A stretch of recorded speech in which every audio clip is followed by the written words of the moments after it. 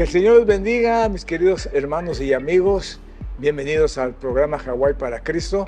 Hoy es un día muy importante. Estamos celebrando la fiesta de las trompetas y el retorno de nuestro Señor Jesucristo, que está a las puertas. Nosotros creemos que el Señor va a venir a la final trompeta, y esa trompeta se va a tocar y se va a abrir el cielo, se va a abrir las puertas para que el pueblo de Dios pueda entrar a ese lugar que Él ha preparado para nosotros. Durante este mensaje vamos a aprender algo que es importante para nuestras vidas y lo vamos a hacer para la gloria y la honra del Señor. El mensaje de la palabra del Señor es este día para nosotros. Que el Señor les bendiga. Regreso con el mensaje.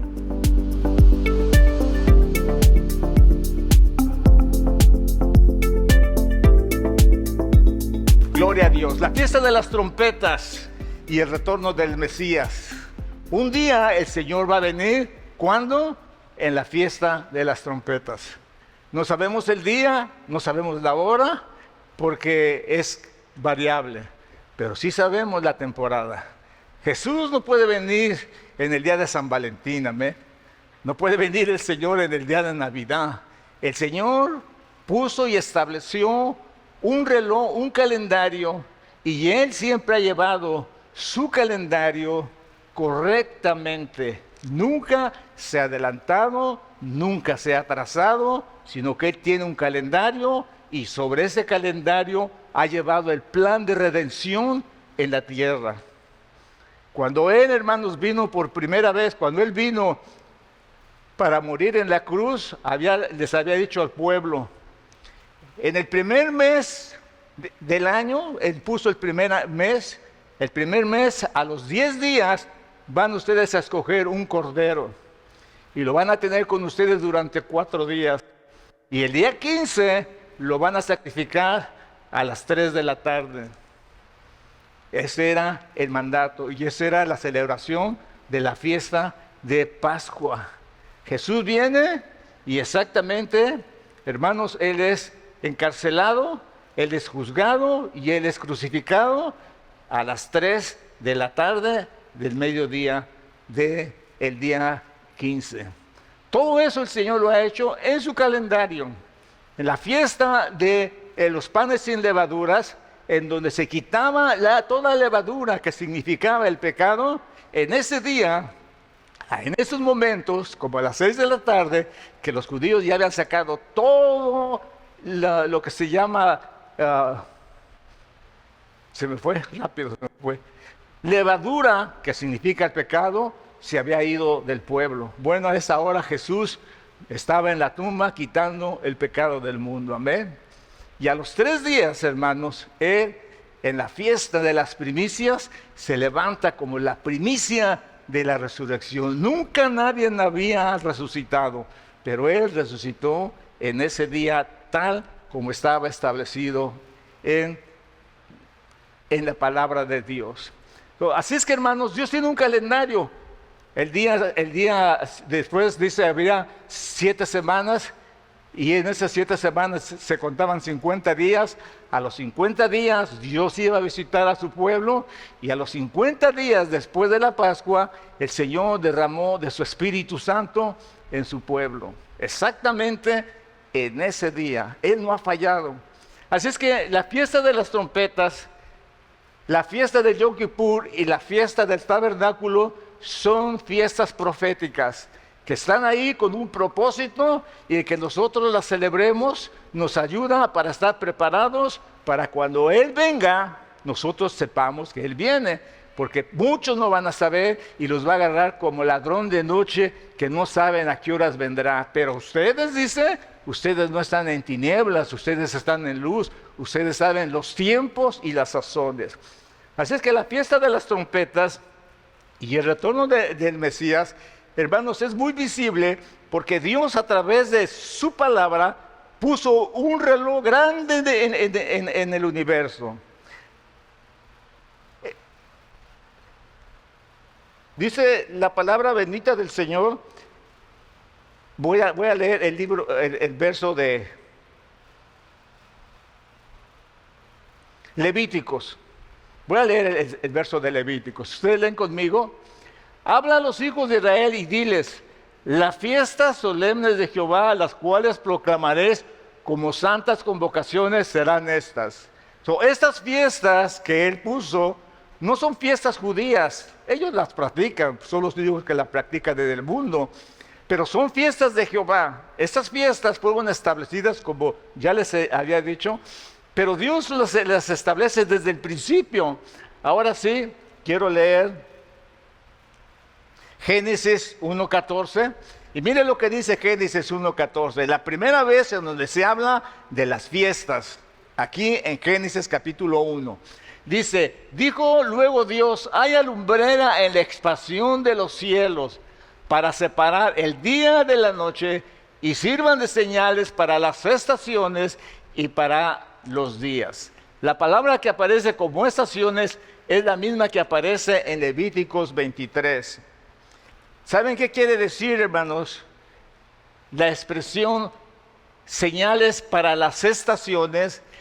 Estaciones quiere decir moed o moedín y quiere decir fiesta. Esta palabra tiene muchas definiciones. Quiere decir una asamblea, una compañía, una congregación, un consejo, un tiempo determinado, una estación, una festividad, una fiesta y muchas cosas más quiere decir. Dando a entender, hermanos, que lo que Dios quería hacer es que nosotros supiéramos que cuando eso apareciera nos ayudara. Lo que quiere decir, hermanos, que Dios instala un reloj grandísimo en el cielo y el sol para darnos las horas del día, la luna para que supiésemos en qué día del mes estamos y las estrellas para que entendiésemos en qué mes del año estamos. Ustedes han oído hablar del horóscopo, amén. El horóscopo fue inventado por Nimrod en una rebelión. Nimrod es rebelión, se rebeló contra Dios. Pero Dios había puesto todos estos astros para darnos los meses, el sol para darnos las horas y la luna para darnos los días. Dios en su infinita misericordia pone este reloj y lo estableció, hermanos, con el pueblo de Israel allá en el desierto. Cuando Él les dijo, habla al pueblo y diles que las fiestas solemnes de Jehová, las cuales proclamaréis como señales convocatorias, serán estas. Entonces, hermanos, el sonido de las trompetas es para prepararnos para la boda, para las bodas del Cordero. Cuando suena la trompeta, ¿qué es lo que sucede? Nos despierta, nos avisa, es una alarma, hermanos. Las trompetas es una señal de que nosotros tenemos que estar listos para irnos con el Señor. Entonces las trompetas se van a escuchar y va a ser un día de grito, va a ser un día de regocijo, va a ser un día de alboroto, va a ser un día, hermanos, tremendo en la vida de la iglesia del Señor. La primera fiesta de trompetas, el primer día del mes, en Tisri, como leímos en Levíticos 23-24, no tenemos muchos detalles en lo que se hace durante esta fiesta. Solo hay dos cosas muy sencillas. La primera es sonar la trompeta. En hebreo se llama shofar o trompeta. La segunda instrucción, además de tocar el shofar, era reposar mientras se ofrecía el sacrificio en el altar. La fiesta de las trompetas es un día de reposo. La gente reposaba y adoraba al Señor y era un sacrificio para el Señor. En todo el Nuevo Testamento, hermanos, se promete que el retorno de Jesús estará acompañado por el sonido del shofar. En el libro de Apocalipsis dice la Biblia que al sonar la séptima trompeta, el Mesías retornará a la tierra y el shofar está diseñado para despertarnos y para ponernos listos para la segunda venida de Cristo y los otros eventos que estén conectados con este mes. En 1 Tesalonicenses, en el capítulo 4 dice, porque el Señor mismo, con voz de arcángel, con trompeta de Dios, descenderá del cielo y los muertos en Cristo resucitarán primero. Luego nosotros, los que vivimos, lo que hayamos quedado, seremos arrebatados juntamente con ellos en las nubes para recibir al Señor en el aire y así estaremos con el Señor para siempre. Entonces, hermanos, hay una señal perfecta y clara para nosotros que se va a tocar la trompeta. Y dice, Dice la palabra del Señor, y con la trompeta de Dios descenderá el Señor del cielo. Hay una trompeta que se va a tocar. Después de la sexta trompeta, que está escrita en el libro del Apocalipsis, trayendo juicio a las naciones, en la séptima trompeta el Señor va a venir.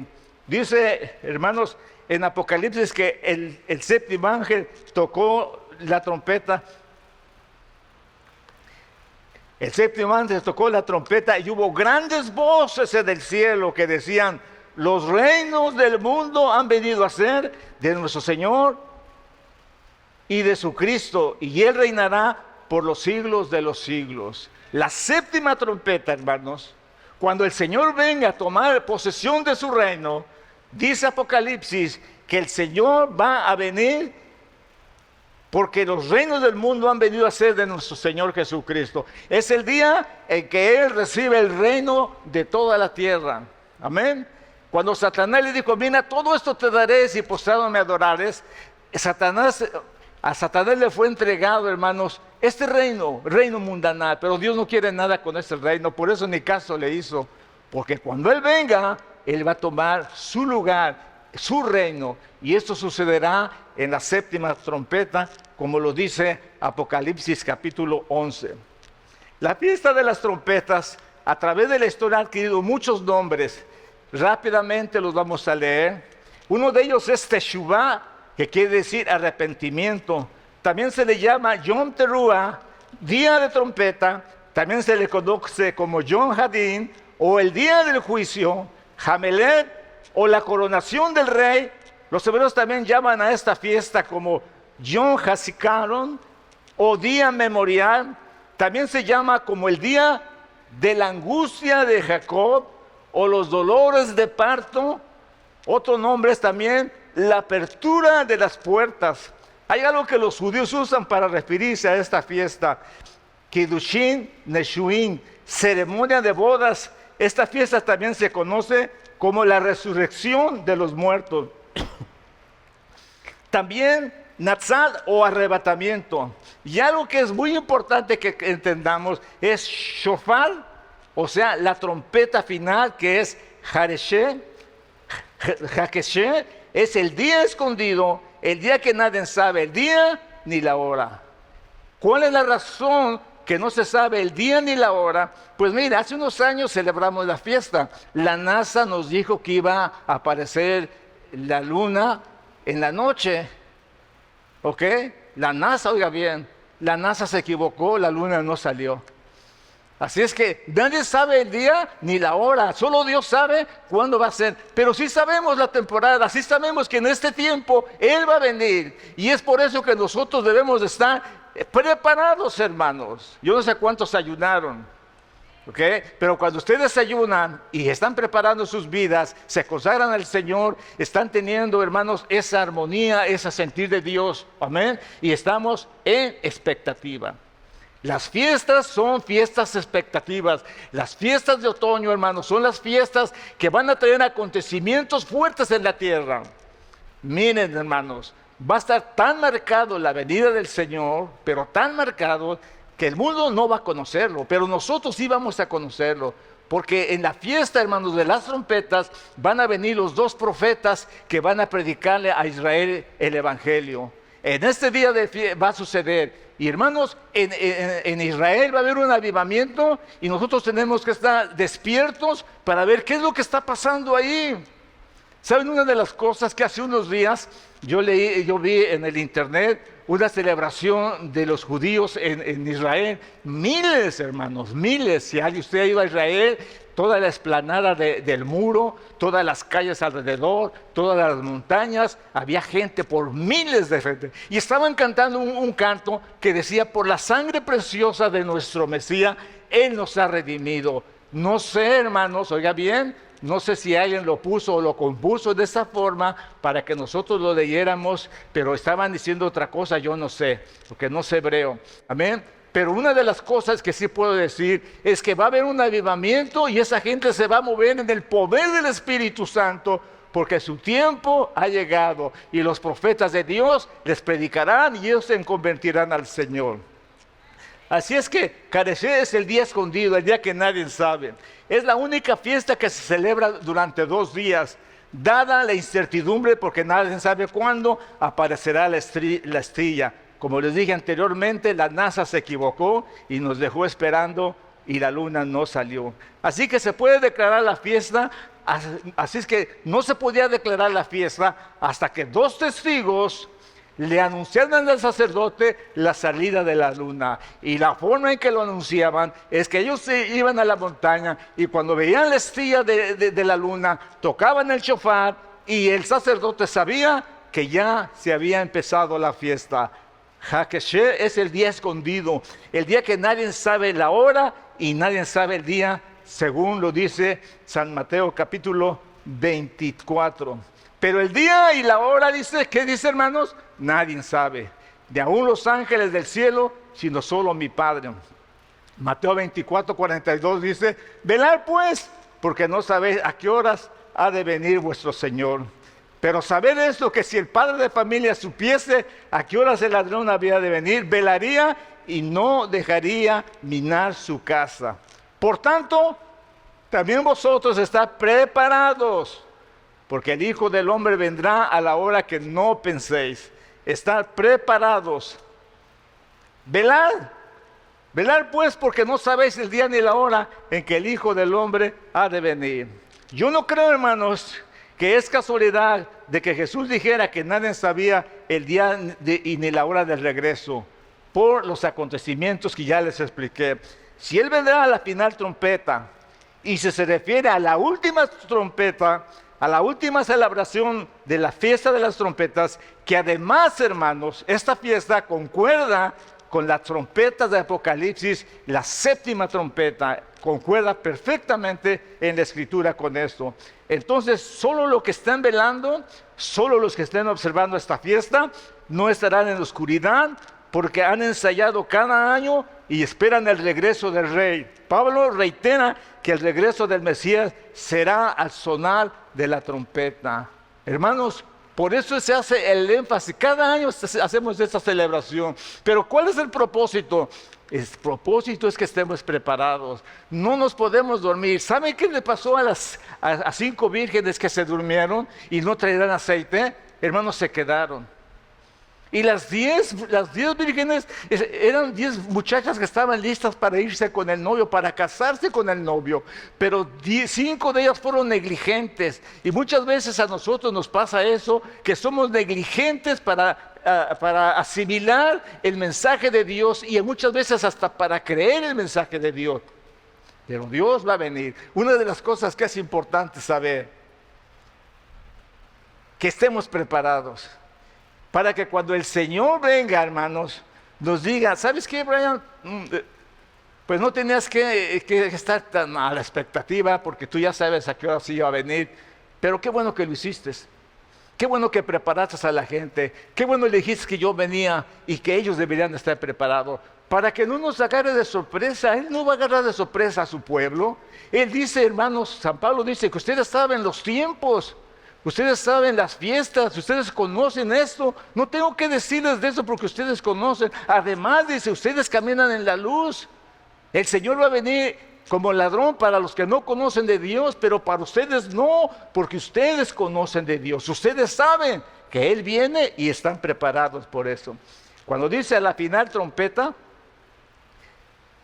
entonces los que están velando y observando esta fiesta no estarán en la oscuridad, porque se ha ensayado año por año, hermanos. Primera los Corintios 15, 52 dice, en un momento, en un abrir y cerrar de ojos, a la final trompeta, porque se tocará la trompeta y los muertos serán resucitados incorruptibles y nosotros seremos transformados en todo, hermano. El Nuevo Testamento se menciona que Jesús estará acompañado con el sonido de la trompeta. ¿Cuál trompeta? Quiere decir que Dios dejó la fiesta de las trompetas para decirles, en esa fiesta yo voy a regresar. Y en esa fiesta se va a tocar la 7ª trompeta, según Apocalipsis, y Él va a venir, según dice Apocalipsis, a tomar posesión de su reino. Eso dice el libro de Apocalipsis, que el Mesías recogerá su cosecha, dice,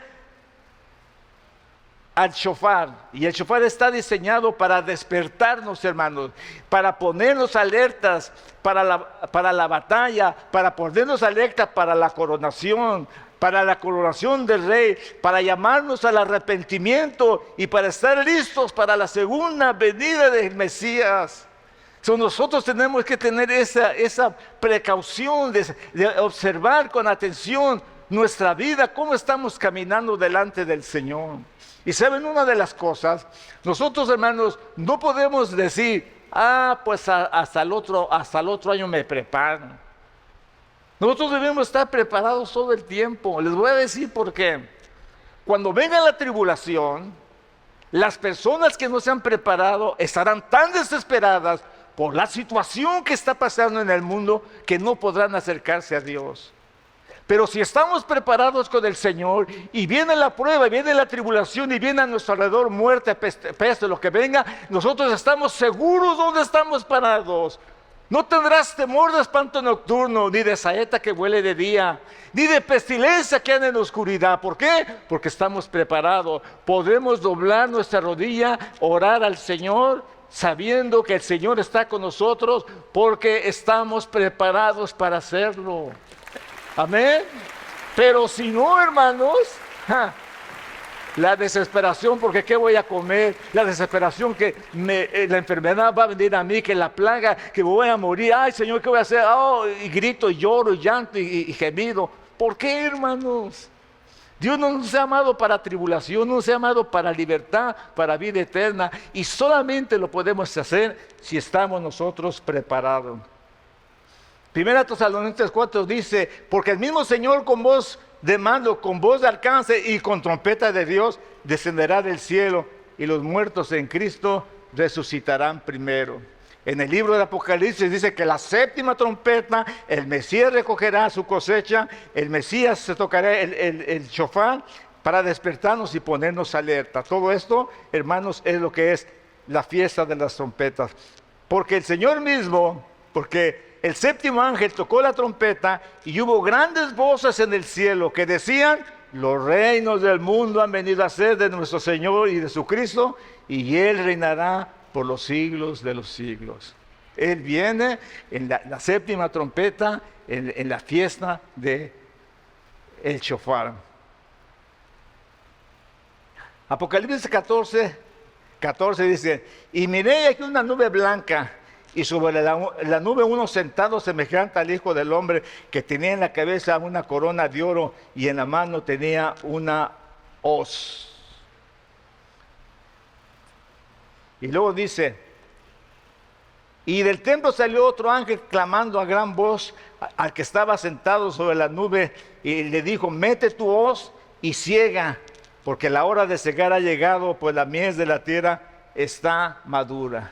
Si esta fiesta está asociada con los frutos de la tierra, es justo el último contexto de la fiesta de las trompetas que la profecía que está mencionando en Apocalipsis se llevará a cabo. Entonces, hermanos, tengan un poco de calma, ¿ok? De paciencia. Sé que esto quizás no sea muy importante para ustedes, pero quiero que entiendan lo que quiere decir preparación. Preparación, hermanos, en español, que quizás no tenga mucha trascendencia, pero en hebreo, hermanos, tiene mucha trascendencia. Dice, hermanos, todo lo que sale de preparación salió del libro de Isaías, que el Evangelio de San Mateo lo repite, y dice, pues este es de quien habló el profeta Isaías cuando dijo, voz del que clama en el desierto, ¿qué dice? Preparar el camino del Señor, enderezar sus sendas.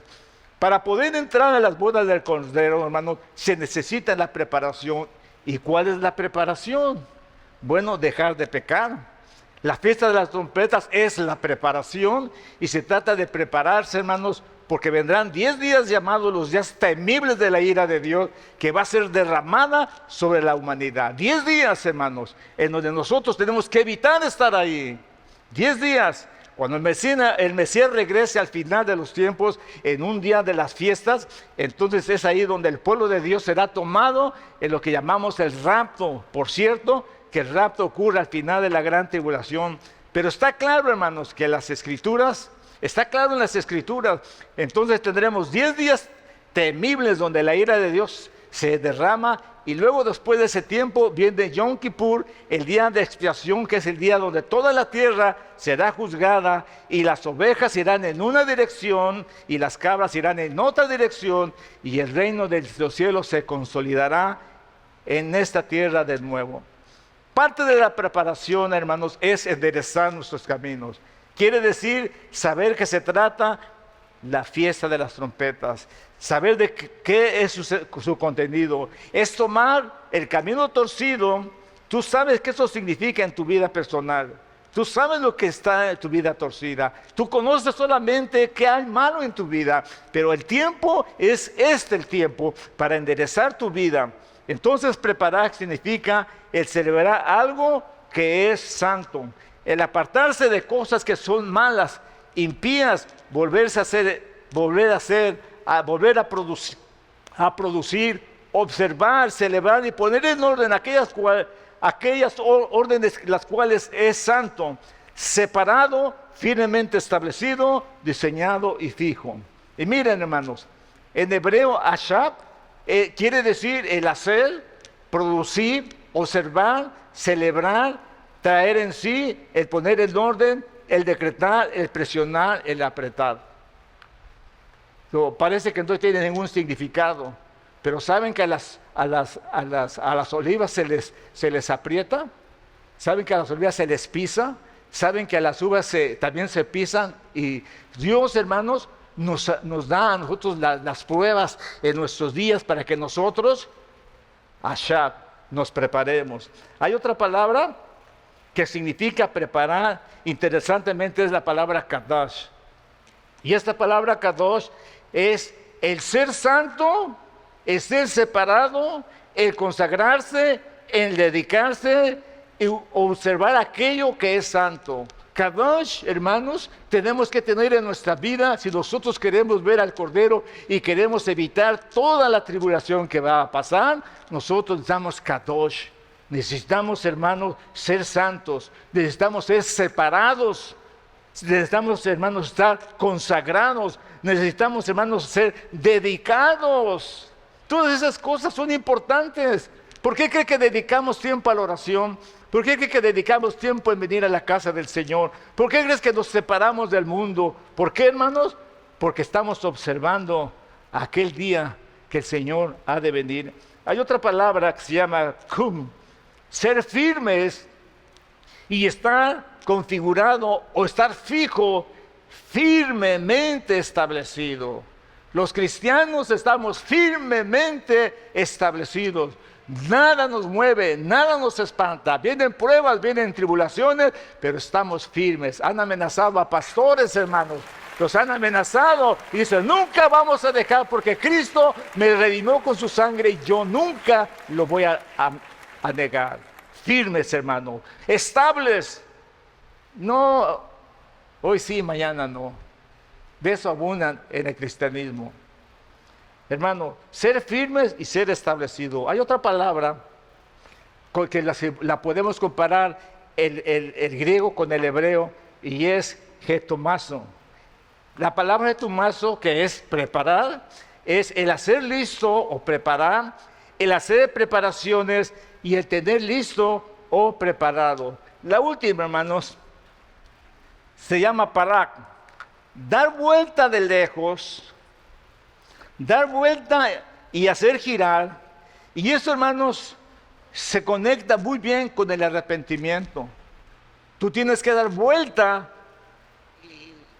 y arrepentirte de lo que has hecho.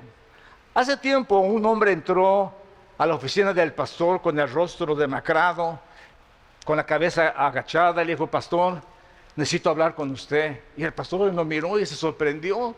Era un hombre de la congregación. Dice, sí, ¿cómo no? Pasa. Y empieza a decirle, pastor, usted sabe que mis 2 niñas murieron en un accidente la semana pasada. Quiero decirle, pastor, que yo he estado engañando a mi esposa.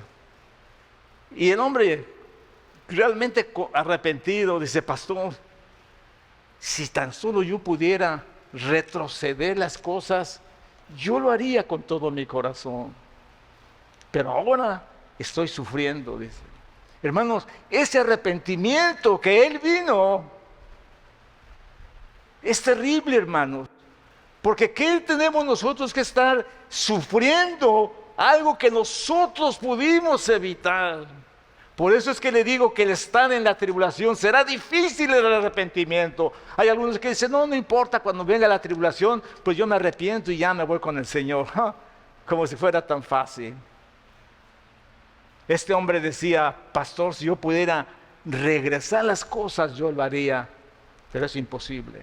Por eso, este es el tiempo de prepararlo. ¿Será posible, hermanos, que nosotros dejemos de pecar? ¿Será posible que nuestra carne sea regenerada? ¿Será posible que nosotros nos olvidemos del pecado? ¿Será posible eso? Bueno, hermanos, ¿creen ustedes que la Biblia diga que es posible regenerar la carne? No dice, hermanos. Y una de las razones por las que las personas fallan en su lucha por vivir en santidad es porque piensan que es posible reformar la carne. Cuando alguien está luchando con un pecado, por ejemplo, la pornografía, las personas buscan soluciones como orar, ayunar, ir a retiros, a encuentros, para ser librados de esto. Y aunque nada de esto está mal, hermanos, también ser animados por algún grupo es que realicen, que nadie puede decir que después que han ido a un evento de esto están completamente libres de sus apetitos, de la pornografía, del alcohol o de algún otro vicio, hermanos. Nadie puede decir, ya, gracias a Dios, fui a ese retiro y se me quitó el deseo de la pornografía. Esa lucha carnal, hermanos, es muy difícil. ¿Por qué? Porque la carne desea lo que la carne desea. Mira cómo dice Pablo en Romanos capítulo 7. Porque lo que hago no lo entiendo, pues no hago lo que quiero, sino lo que aborrezco. Eso hago. Y si no quiero esto, que esto hago, apruebo que la ley es buena. De manera que ya no soy yo quien hace aquello, sino el pecado que mora en mí. Y yo sé que en mí, esto es, en mi carne, no mora el bien, porque el bien está en mí, pero no el hacerlo. Porque por cuanto los designios de la carne son enemistad contra Dios, porque no se sujetan a la ley, ni tampoco pueden. Entonces, hermanos, ¿cómo luchamos cada día para vivir espiritualmente? Cuando no podemos reformar nuestra carne. El problema, hermanos, es muy simple, pero es a veces difícil que nosotros lo entendamos. Y yo recuerdo esto cuando yo me convertí al Señor y supe de lo que es el poder de la carne y el poder del pecado. Y recuerdo muy bien en mi mente, y me lo aprendí de memoria, que todos los días yo me levantaba y recitaba un texto que se encuentra en Gálatas, parece. Con Cristo estoy juntamente crucificado. Y vivo no ya yo, mas Cristo vive en mí. Y lo que ahora lo vivo en la carne, lo vivo en la fe del Hijo del Hombre, el cual me amó y se entregó a sí mismo por mí. ¿Y saben qué, hermanos? Lo entendí. Entendí que mi vida debía estar crucificada en Cristo Jesús. Entregué mi vida, mi juventud, me fui de pastor siendo un joven y, hermanos, estaba sirviendo al Señor. Era la edad de tener novia, era la edad de andar de noviazgo, haciendo noviazgo por ahí. Eso no me interesaba vivir para Cristo. Hermanos, yo sé que es difícil, pero algunas muchachas decían, ese hermano se me hace que parece que tienes atole en las venas en lugar de sangre, porque no me llamaba la atención. Hermanos, Pablo dice, cada día yo me sacrifico, cada día yo hago morir mi carne.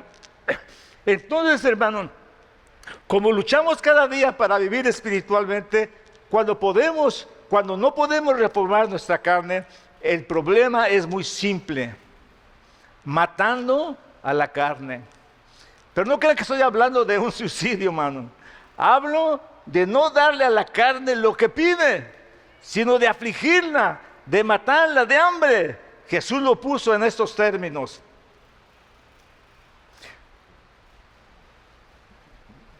Entonces Jesús dijo a sus discípulos: si alguno quiere venir en pos de mí, níguese a sí mismo, tome su cruz y sígame. No lo puse ahí, hermanos. Si quieres ser discípulo de Jesús, en esos términos tiene que ser. Esta expresión, mírate a ti mismo, eso significa, dile lo que deseas, dile lo que no deseas.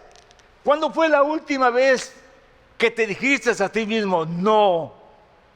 Aunque lo deseabas. Es que debes de tener dominio propio, porque no nos negamos nada, hermanos. No tenemos ese dominio propio. Le damos a la carne lo que ella quiere. Tan simple, hermanos, como lo que entra a tu boca. Cuando le has negado a tu boca algo. La cruz no significa una carga pesada. La cruz representa muerte, porque la carne no quiere obedecer a Dios, no puede obedecer a Dios. Y Pablo dijo en Romanos 8:7, por cuanto los designios de la carne es enemistad contra Dios, porque no se sujetan a la ley de Dios, ni tampoco puede. La carne no se puede. Esta es la respuesta de Pablo a los que están luchando con algún pecado. No quieren reformar tus deseos. Simplemente tienes que matarlos. No trates de arreglarlos, mátalos. La pregunta es ¿cómo? Más adelante Pablo dice en Romanos 8:13, porque si vivís conforme a la carne, ¿qué dice? Moriréis. Mas si por el Espíritu haces morir las obras de la carne, viviréis, dice. Esto, hermano, significa simplemente enfócate en hacer lo justo, lo santo, lo justo. Ocúpate en practicar el fruto del Espíritu. Obedece a las instrucciones de Dios, todos sus mandamientos, porque son buenos, y eso va a purificar tu vida. El apóstol Pedro dijo,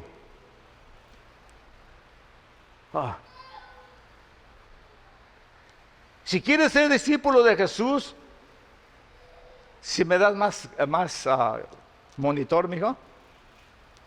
Ok, gracias. Ok. Romanos dice, porque no hago lo que... este ya lo dije. Hermanos, cuando nosotros nos damos cuenta de nuestra posición en la que nos encontramos, solo hay algo que nos tiene que tener en consideración para podernos librar del poder de la carne. Es la obediencia a la verdad. Y los Salmos 119 hablan de esto mucho, hermanos. El Salmo 119 habla mucho de esto, de obedeciendo a la verdad. Dice el Salmo 119, tu justicia es justicia eterna y tu ley es la verdad. El Salmo 119, 160 dice, la suma de tus palabras, ¿qué dice, hermanos? Es verdad y eterno es todo juicio. Juan 17, 17 dice, santifícalos en tu verdad. Tu palabra es verdad. Hermanos, pero la gente dice que es muy difícil obedecer la ley de Dios. Les voy a decir que hay 5 excusas, hermanos, que las personas dan continuamente. Y quiero preguntarles, ¿cuál es tu excusa para no obedecer a Dios? ¿Cuál es tu excusa? Bueno, yo voy a dar 5, a lo mejor escoges una de ellas. ¿Okay? Dios dice que eso significa, si obedeces desde la perspectiva bíblica, debería ser un estilo de vida. No hay para dónde torcerle. Dios dice que esto significa amarle. Y lo dice tantas veces en ambos lados del texto bíblico que no debería ser un tema de debate. Jesús dijo, si me amáis, guardad mis mandamientos. Y el mismo libro de Juan, capítulo 14, respondió Jesús y les dijo, el que me ama, mi palabra guardará, y mi Padre le amará, y haremos con él morada. Y el que no me ama, pues no guarda mis mandamientos. no guardan mis palabras, y las palabras que habéis oído no son mías, sino son del Padre. El apóstol Pedro, hermanos, nos llama a la santidad, nos explica que eso requiere obediencia.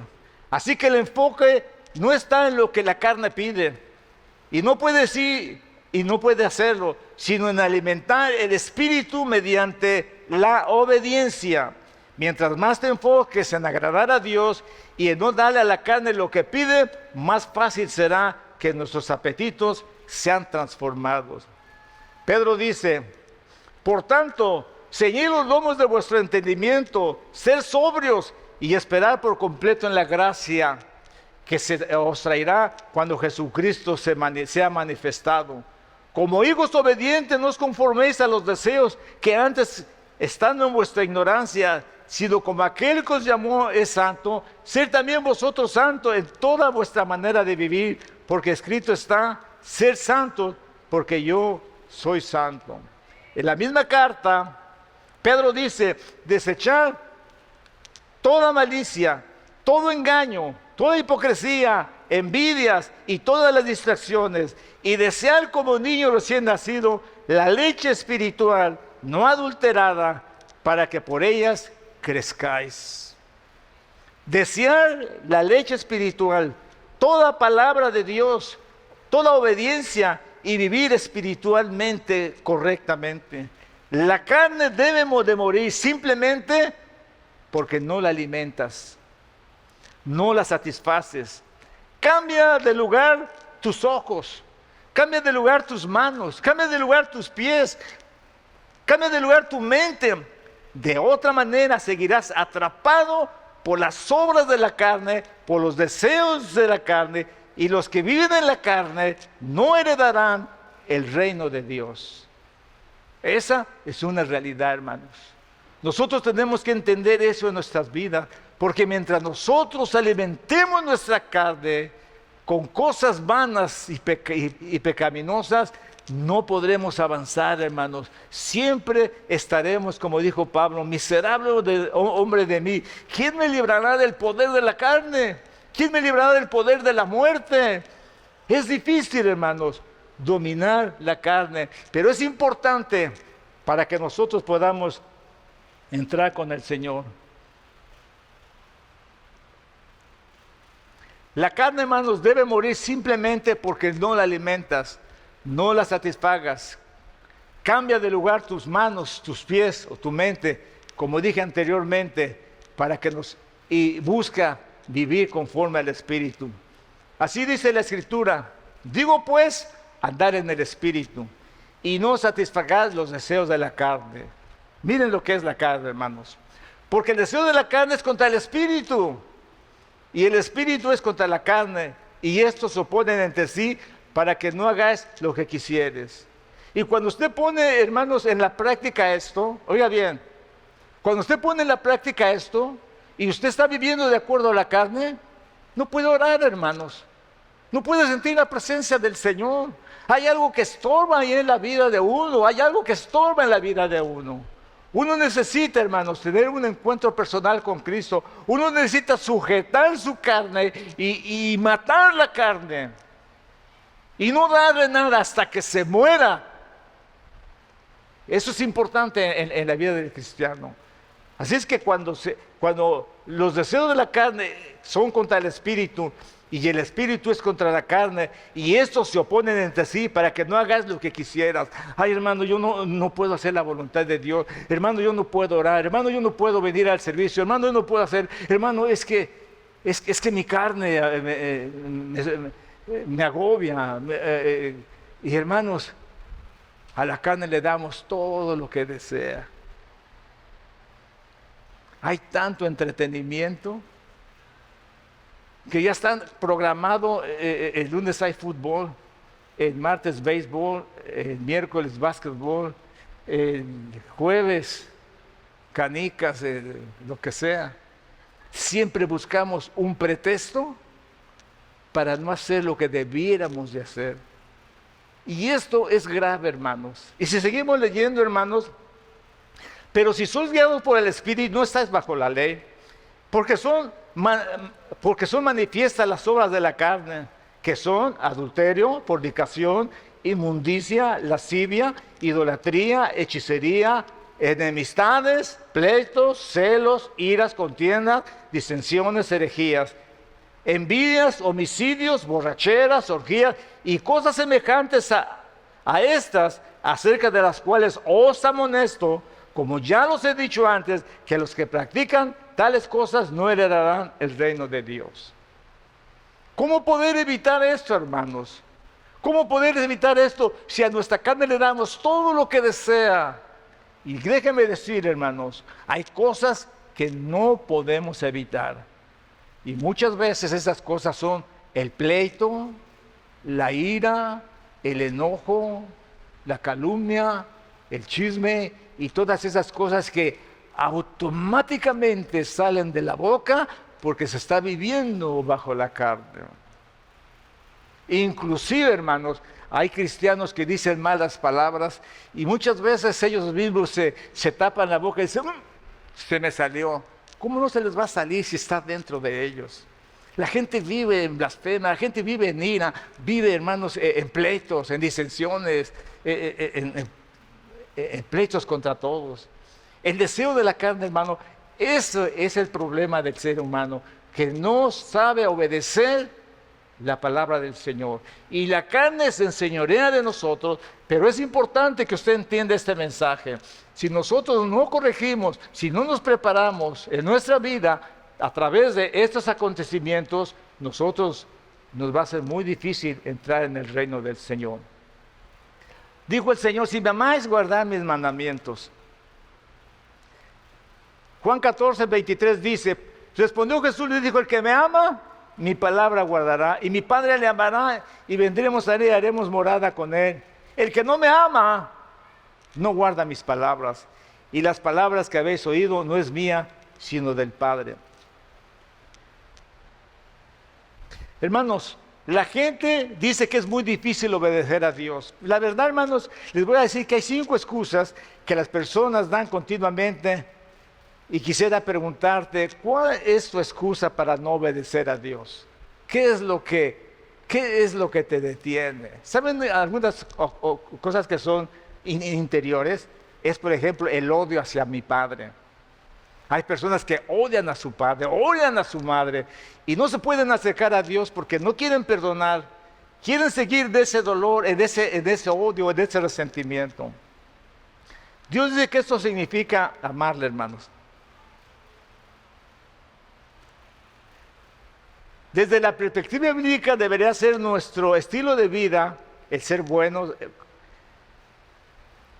No hay para dónde irnos, hermanos. La obediencia es importante.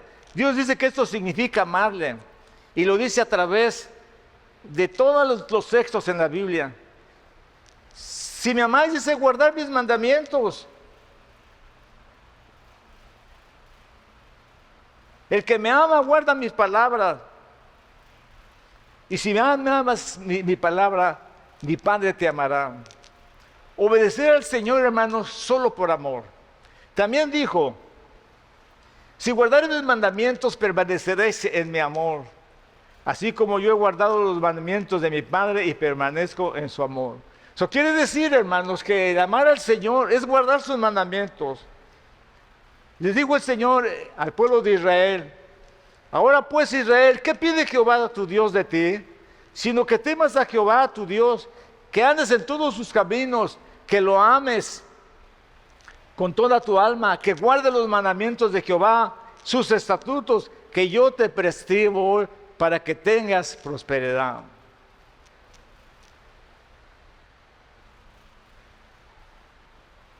Sin embargo, hermanos, hay algo que es muy difícil para la gente obedecer la ley de Dios. La gente, una de las excusas, la excusa número 1 es que es muy difícil obedecer la ley de Dios. Bueno, esta es una excusa que refleja simplemente una mala teología, hermanos, porque la Biblia no dice que la gente no obedece a Dios porque es muy difícil. Mire lo que dice la palabra del Señor. Pues este es el amor de Dios, que guardemos sus mandamientos, y sus mandamientos no son gravosos. En Deuteronomio capítulo 30 dice: porque este mandamiento que yo te escribo hoy no es demasiado difícil para ti, ni está lejos.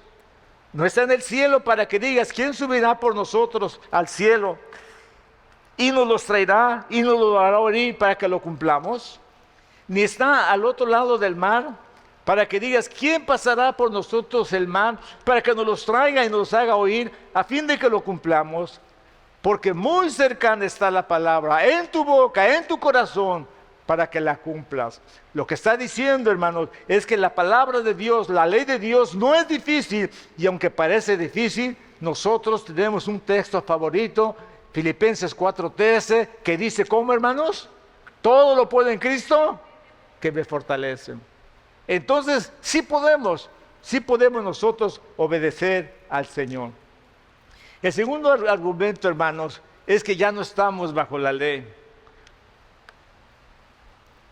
Y si ya no estamos bajo la ley, ya no hay que obedecer la ley de Dios. Otra vez, hermanos, estamos frente a una mala teología. Para comenzar, la gracia no es lo opuesto a la ley. La gracia no es la gracia, no es lo opuesto a la ley. Lo que es opuesto a la ley es el pecado.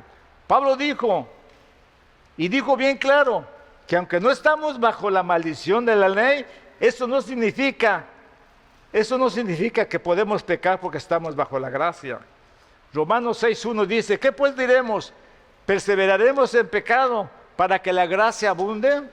En ninguna manera, porque los que hemos muerto al pecado, ¿cómo viviremos aún en él? Entonces ustedes ya pueden ver otra vez que se necesita morir, necesitamos matar nuestra carne. Miren, hermanos, hace unos días yo pasé una cirugía del corazón. Yo nunca me imaginé. Yo pensaba, o había oído que un ataque al corazón, pum, tiene un ataque y pum, que es muerto y ya se acabó. Yo pensé eso. Pero después me di cuenta que un ataque al corazón empezaba con un dolor en el pecho. Y como yo había tenido muchos dolores en el pecho, pues no le tomé importancia. Un día en el doctor le dije: doctor, me acaba de dar un dolor en mi pecho, por favor lo revisa. Y el doctor vino y me revisó. No es nada. Le dije: entonces denme un té caliente para que se me baje. Así me lo quitaba, me tomaba un té, mi esposa me ponía una toallita, me quedaba ya, se me iba el dolor.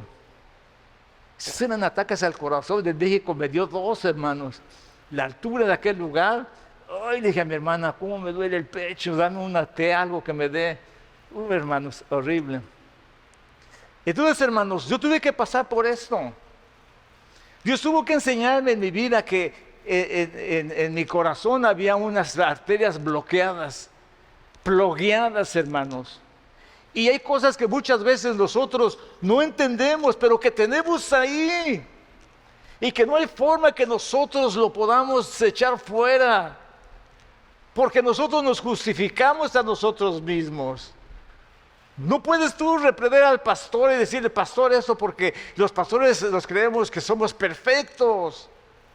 Por eso Dios a veces tiene que pasarnos por la prueba, por la tribulación, para que entendamos que no somos perfectos y que esas arterias malvadas y perversas que estaban bloqueadas por el error, por el pecado, fueran quitadas y deshechas. De manera que el Espíritu Santo habló a mi vida y me hizo pasar por eso. Hermanos, me siento con un corazón nuevo. Las arterias están caminando perfectamente. No me duele el pecho, no tengo ningún dolor. Pero algo que ha habido en mi vida es fijarme en las cosas que pueden ofender a Dios y que pueden traer el maldito colesterol del pecado y vuelve a bloquear mis arterias. No lo voy a permitir con la ayuda de Dios. No lo voy a permitir, porque si Dios me dio esta oportunidad es para que la cuide. Mis ojos, mis pensamientos, mi actitud ha cambiado, hermanos, porque Dios en su infinita misericordia me habló a mi vida y me dijo: mira, esto que has tenido nunca lo has sacado. Porque la verdad de las cosas, hermanos, que cuando yo vine al Señor, hubo un cambio y una transformación increíble en mi vida, de ser un hombre airado, de ser un hombre enojado, de ser un hombre, hermanos, que había ira y rebeldía y soberbia en mi vida. Pero no te das cuenta. Siempre me han considerado, ay, qué hermano tan manso, es que mis nietas dicen, no, papi nunca se enoja. Y ese es el sentir. Pero ¿saben qué, hermano? Un día me enojé y me espanté. Me enojé con mi esposa, hermano, y me espanté en la forma de que tenía el enojo. Dije, ahí está el enojo. Como el ADN que traemos a veces en nuestras venas, que aunque no queramos lo traemos, hermanos. Ahí estaba el enojo. Yo me di cuenta de la situación en que yo estaba. El enojo, la ira y la rebeldía existían todavía en mi vida. Yo no me había dado cuenta, ni nadie se había dado cuenta, porque la obra de Cristo hizo grandes cosas en mi vida cuando me salvó. Yo era un hombre blasfemo 100%, pero cuando Él me salvó, Él me quitó lo blasfemo en un momento. Dios cambió mi vida, Dios me hizo ser más paciente, Dios me hizo ser más tolerante. Pero hay cosas, hermanos, que bloquean las arterias y que es necesario que nosotros las quitemos. Entonces, hermanos, la obediencia a la palabra del Señor es muy importante. El argumento de que no estamos bajo la ley y que no debemos obedecerlo, eso no es verdad, hermanos. La definición del pecado está muy clara en la Biblia. Todo aquel que comete pecado infringe también la ley, porque el pecado es la infracción a la ley. Mateo 5:17 dice, no penséis que he venido para abrogar la ley o los profetas. No he venido para abrogar la ley, sino para cumplirla, porque de cierto os digo que hasta que pase el cielo y la tierra, ni una jota ni una tilde pasará de la ley hasta que todo se haya cumplido. La definición, hermanos, es muy clara en la Biblia. Otra excusa que dicen es que la ley es para los judíos. Esto, hermano, en parte es verdad, pero nunca vamos a encontrar tal texto en la Biblia. La ley es del Señor. Son sus leyes dadas a su pueblo. Si la ley es solo para los judíos, entonces la salvación es solo para los judíos, porque el sacrificio de Cristo es debido a la transgresión de la ley de Dios. Si no hay ley para los gentiles, entonces, hermanos, no hay transgresión, no necesitamos salvación, pues la ley produce ira, pero donde no hay ley, tampoco hay transgresión. Si no hubiera ley, hermanos, tampoco habría pecado.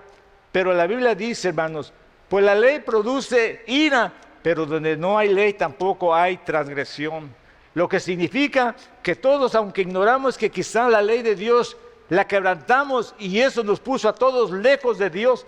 Pablo dice, precisamente porque el contexto de lo que he estado tratando es que los que son de Cristo viven en justicia. Y justicia, dice la Escritura, es obedecer leyes divinas. Vamos a leer Deuteronomio 6.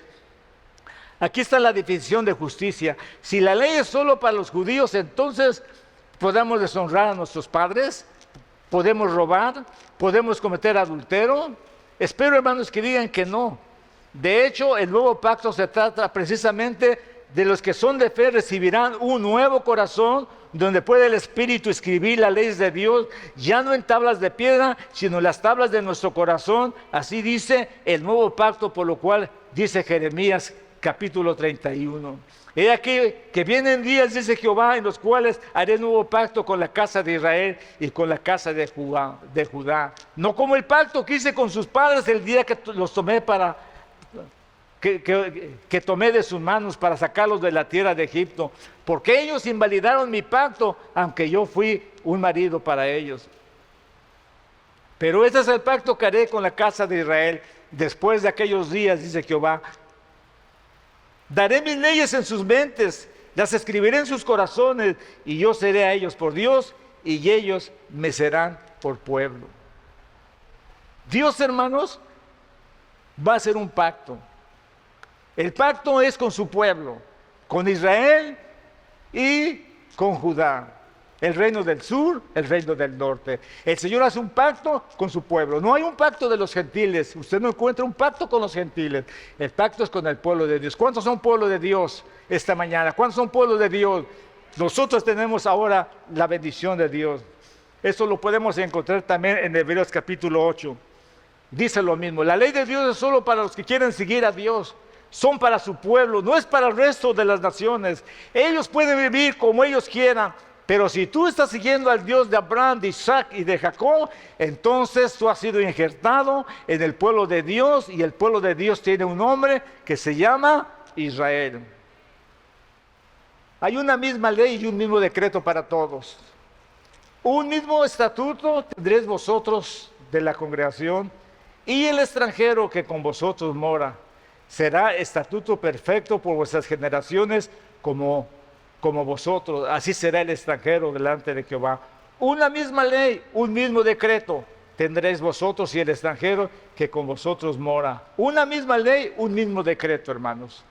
No es verdad que la ley es solo para los judíos. Imagínense, hermanos, si nosotros no tenemos ley, podemos robar, podemos matar, podemos cometer adulterio, al fin que no tenemos ley. La ley es para todo el mundo, hermanos. Una misma ley, un mismo estatuto. Sabéis que cuando eras gentiles, se os extraviaba llevándolos como se os llevaba a los ídolos mudos. Cuando eras gentiles, tú ya no eres gentil, tú eres parte del pueblo de Dios. Tienes que vivir de acuerdo a la palabra de Dios. La excusa número 4, no tengo que obedecer la ley de Dios, basta que mi conciencia no me acuse y tenga buenas intenciones. Usando Corintios capítulo 8 fuera de contexto, muchos interpretan que ahora basta con tener una buena conciencia para agradar a Dios, y quizás sea porque leemos a Pablo en pedazos, porque uno de esos versículos dijo antes, porque aunque de nada tengo mala conciencia, no por eso soy justificado, pero el que me juzga es el Señor. Así ha dicho Jehová: maldito el varón que confía en el hombre y pone carne por su brazo, y su corazón se aparta de Jehová, porque engañoso es el corazón más que todas las cosas. Cuando decimos que tenemos nosotros buenas intenciones y que nosotros nos basamos en lo que nuestro corazón nos manda, pues tenemos un mal corazón. Dios necesita darnos una operación y cambiar nuestro corazón, y que su sangre corra en nuestras venas. Así que no puedes fiarte de tu corazón. No basta que tengas buenas intenciones, porque nuestros caminos no son los caminos de Dios. Porque si Él dejó instrucciones precisas, es porque nuestro corazón nos engaña. Fíjense que ustedes que el rey Saúl, que había guardado lo mejor según él, de lo que Dios había llamado maldito o anatema, para ofrecérselo al Señor en sacrificio. Fíjense, hermanos, que él pensaba que podía tomar lo sucio, poner las manos encima, orar y santificarlo para el holocausto de Dios. ¿Pero qué pasó? Samuel le dijo: se complace Jehová en los holocaustos y en las víctimas, como en que obedezcas la palabra del Señor, de Jehová. Ciertamente el obedecer es mejor que los sacrificios, y el prestar atención que la grosura de los carneros, porque como pecado la adivinación es la rebelión, y como ídolos, idolatría es la obstinación. Por cuanto tú desechaste la palabra de Jehová, Él también te ha desechado para que no seas rey. Por seguir su corazón, ese mismo día perdió el reino, perdió la presencia del Señor, perdió la presencia de su Espíritu. Recuerden bien, hermanos, que el fin no justifica los medios. Si tú pones la ley y las reglas que constituyes en tu propio Dios, si piensas que las leyes de Dios son anticuadas y para otra cultura, entonces Dios no es eterno, su palabra no es eterna, sus mandamientos no son para siempre. Pero si encuentras la palabra eterna o para siempre al lado de los preceptos y estatutos, mandamientos, es porque lo son, y no basta con tener buena conciencia. Puedes estar en grande rebelión si estás en contra de eso. Los que dicen que tengo que obedecer la ley de Cristo, hay alguien que se conforma. Esta es la última, ¿no? Por último, la excusa número 5 dice, solo tengo que obedecer la ley de Cristo, amar a Dios y amar a mi prójimo. Wow, eso suena muy cristiano, hermanos. Aunque es cierto que Jesús dijo que esos eran los primeros y segundos mandamientos de la ley, aún más dijo que eran los más grandes. No significa que el resto de la ley sea borrada porque tengo sentimientos amorosos por Dios y por los hombres, porque eso es lo que define los términos de interpretación. Ahora vamos a analizar las palabras de Marcos. Acercándose a uno de los escribas que le había oído disputar y sabía que le había respondido bien, le preguntó, ¿cuál es el primer mandamiento de todos? Jesús le respondió, el primer mandamiento de todos es, oye Israel, el Señor nuestro Dios, el Señor uno es. Y amarás al Señor tu Dios con todo tu corazón, con toda tu alma, con toda tu mente, con todas tus fuerzas. Este es el principal mandamiento. Y el segundo es semejante, amarás a tu prójimo como a ti mismo. No hay otros mandamientos mayores que esto. La primera pregunta del escriba es, ¿cuál es el primer mandamiento? Y eso también se puede traducir como, ¿cuál es el más grande? ¿Cuál es el principal? ¿O cuál es el más importante?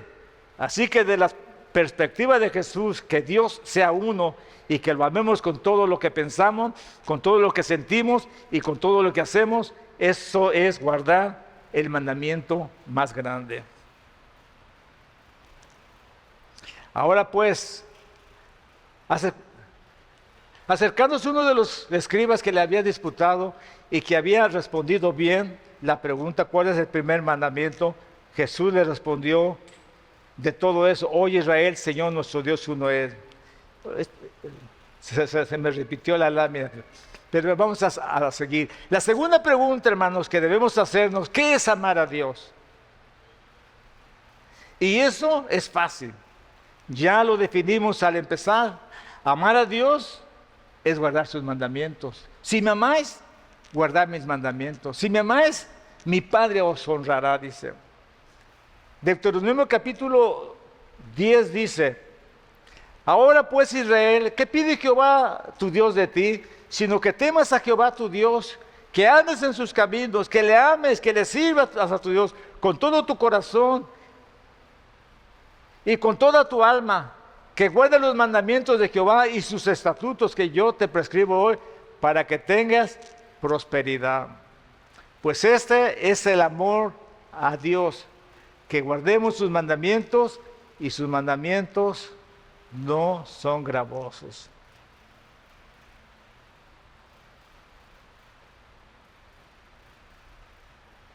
Y uno de ellos, intérprete de la ley, preguntó, tentándole, diciendo, Maestro, ¿cuál es el gran mandamiento de la ley? Y Jesús le dice, amarás a Dios, tu Dios con todo tu corazón, con toda tu alma y con toda tu mente. Este es el primero y grande mandamiento. Y el segundo, semejante, amarás a tu prójimo como a ti mismo. De estos dos mandamientos depende toda la ley y los profetas.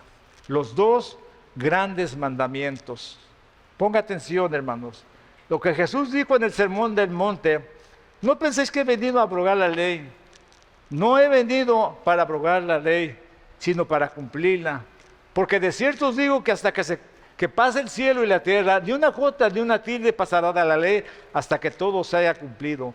De manera que cualquiera que quebrantare uno de estos mandamientos muy pequeños, y así enseña a los hombres, muy pequeño será llamado en el reino de los cielos. Mas cualquiera que los haga y los enseñe, este será llamado grande en el reino de los cielos.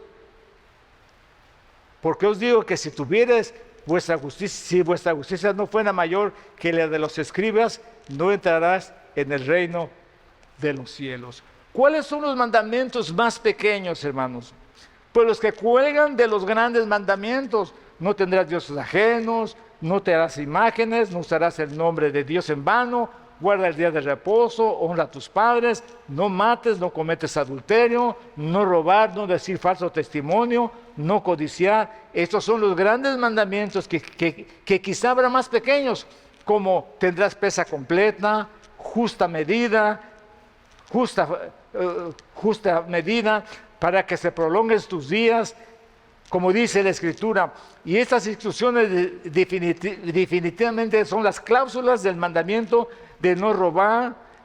Uno más pequeño, si quieres, este es el asunto, si quieres, enseña que los pequeños son abrogados, cancelados y ya no están en vigencia. Es decir, que puedes tener pesa falsa, entonces estás cancelando el mandamiento de no robar. Siempre se trata de excusarse haciendo lo malo, violando los mandamientos del Señor. Hay muchos otros argumentos, hermanos, y pretextos, pero este último no tiene sentido, porque muchos dicen que no guardan los mandamientos porque no quieren añadir obras a su salvación. Y ese es otro error de interpretación, porque en la Biblia nunca dice que alguien guardó los mandamientos para salvarse. Nunca fue el propósito de la ley salvar a nadie. La obediencia produce bendición y prosperidad, lo dice Deuteronomio 28 y Deuteronomio 29. No guardamos los mandamientos para ser salvos, no guardamos los mandamientos porque queremos alcanzar la salvación, sino porque ya somos salvos, porque son las buenas obras que Dios preparó de antemano para que anduviésemos en ella. Entonces, ¿cuál es la excusa para no obedecer los mandamientos de Dios? ¿Quieres dejar de pecar? Empieza a vivir en el Espíritu y vas a empezar a tener vida abundante. Empieza a disfrutar lo que es la libertad, porque de otra manera eres esclavo de tus delitos y pecados, y quien vive en la carne no heredará el reino de los cielos. El verdadero Hijo de Dios produce fruto de vida, así que es importante que nosotros pensemos cuál es nuestra posición en cuanto a la obediencia a Dios. Alguien puede decir, hermano, yo soy obediente a Dios porque no tomo, no fumo, no le pego a mi esposa, traigo el gasto a la casa, yo estoy bien, oro, ayuno y cosas así. Eso, aunque es importante, no son los mandamientos de Dios. Cuando nosotros aprendemos a obedecer a Dios, miren ustedes, hermanos, siempre se habla, seamos obedientes a la palabra, ¿verdad? Cuando decimos, seamos obedientes a la palabra, oh, gloria a Dios, si somos obedientes a la palabra. Pero cuando nos podemos a pensar, ¿cuál es la palabra? ¿Cuál es la palabra? ¿Qué es lo que Jesús vino a implementar? Su ley, su palabra. Jesús dijo, mis palabras no son mías, son del Padre que me las dio. Él traía, hermanos, el Antiguo Testamento para perfeccionarlo en el Nuevo Testamento, para implementarlo mejor. ¿Oíste que fue dicho, no cometerás adulterio? Mas yo os digo que cualquiera que mire a una mujer para codiciarla, ya adulteró en su corazón. ¿Se dan cuenta, hermanos? El poder de la palabra de Dios, el significado de Dios espiritual. No se necesita ir a cometer el adulterio, con ver solamente.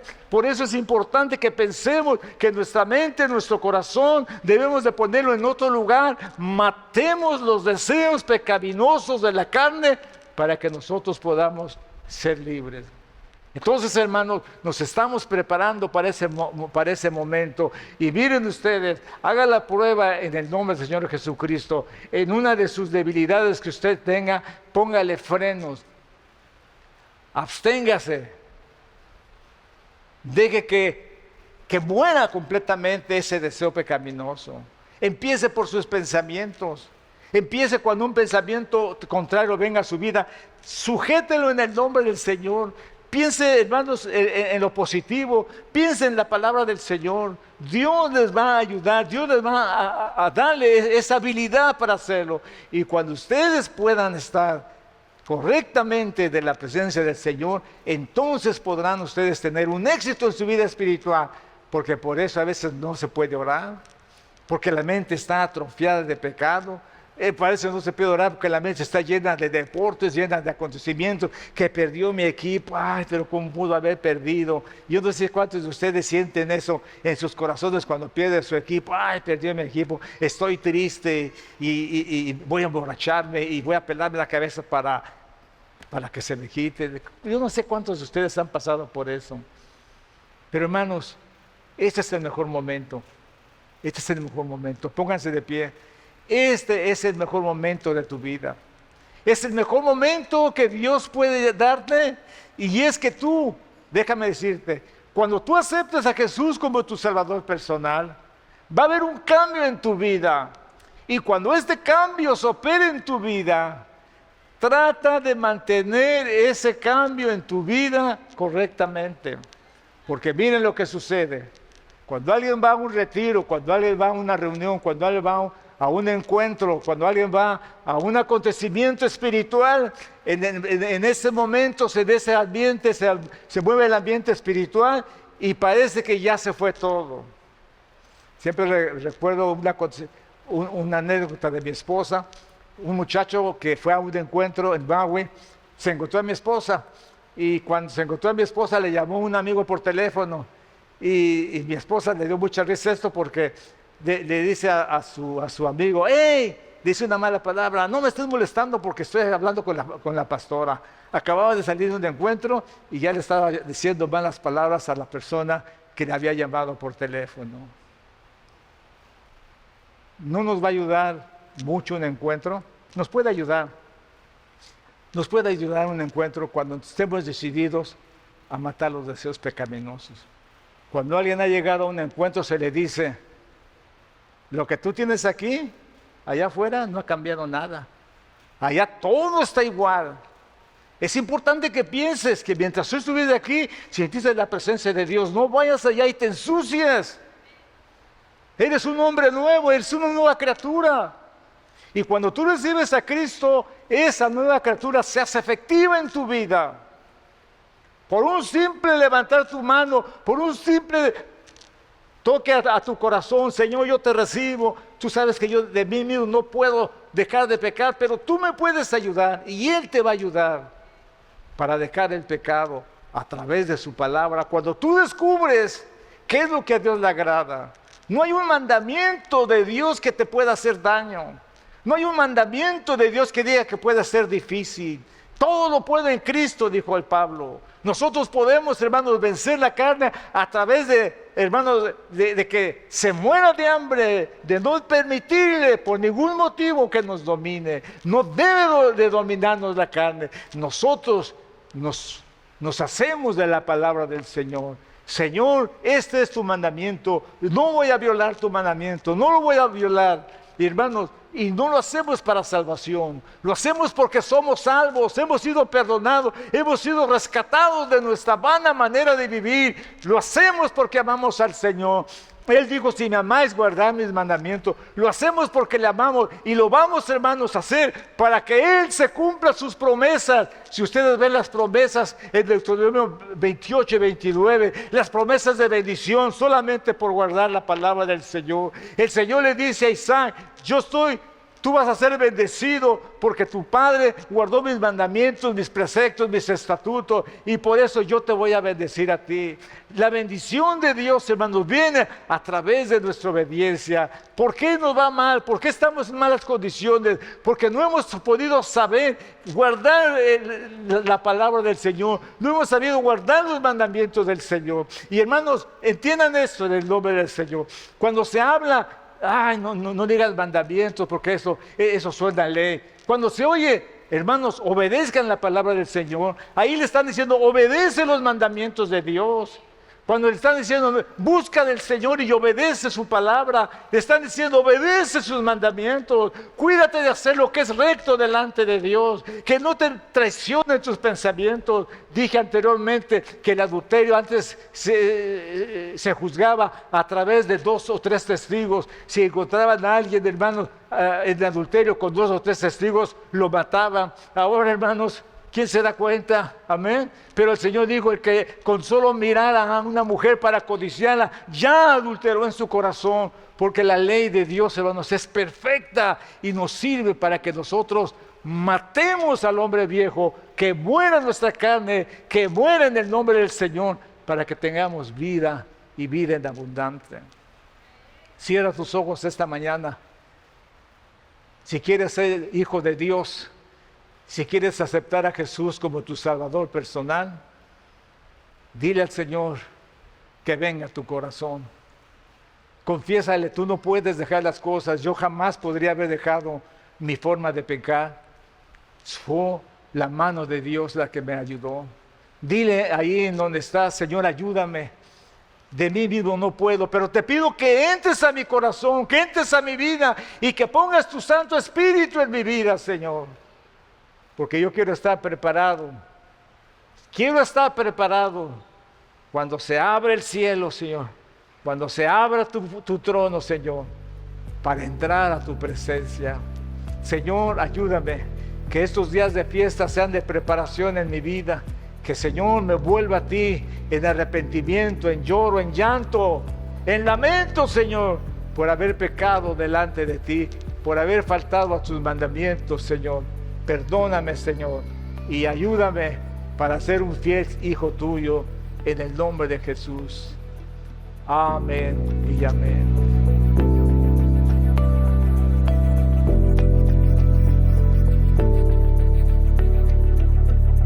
Que el Señor les bendiga una vez más. El tiempo de las trompetas es un tiempo de preparación. Necesitamos preparar nuestras vidas para poder entrar en la presencia del Señor. Dice la palabra del Señor que las vírgenes insensatas no se prepararon. Solamente estuvieron ahí, pero no prepararon su aceite y se quedaron. Y vino el esposo y no se pudieron ir con él porque no estaban preparadas. El tema de la fiesta de las trompetas y el retorno del Mesías es un tiempo de preparación para que nosotros estemos preparados, listos para poder estar en la presencia del Señor. Debemos estar preparados, listos para la coronación de nuestro Rey, listos, preparados para su venida, listos, preparados para poder gozar de su presencia. Y eso es lo que nos dará a nosotros la pauta de estar ahí, porque nos hemos preparado. En esta mañana, en este día, en esta noche, donde quiera que estés, hay un tiempo oportuno, y hoy es el tiempo oportuno para que tú te prepares. ¿Cómo vas a prepararte delante del Señor? Bueno, una de las cosas que siempre recomendamos es que tú aceptes a Jesús en tu corazón. Cuando tú aceptas a Jesús en tu corazón, sucede un milagro. Tu corazón es cambiado, tu vida es cambiada, transformada por el Espíritu Santo. Y aunque tú no lo notas, aunque tú no te das cuenta que algo sucede cuando tú aceptas a Jesús como tu Salvador personal.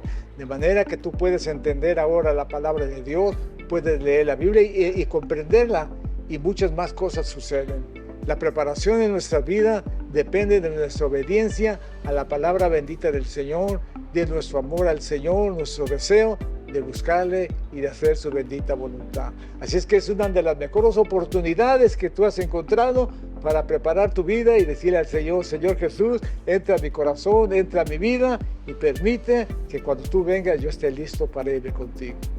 Mis queridos amigos y hermanos, allí en donde están, yo los invito para que abran su corazón y le digan al Señor: ven a mi corazón, ven a mi vida, perdona mis pecados, cambia mi vida. Yo quiero un día estar en tu reino, yo quiero un día estar en tu presencia. Ayúdame, Señor, porque sin ti nada puedo hacer, y Él va a ayudarte y va a tener misericordia. Bueno, mis queridos amigos y hermanos, Dios les bendiga, Dios les guarde. Nos vemos la próxima semana. La próxima semana hay un servicio increíble, un mensaje increíble, el mensaje de arrepentimiento, el mensaje de Yom Kippur, el día del perdón.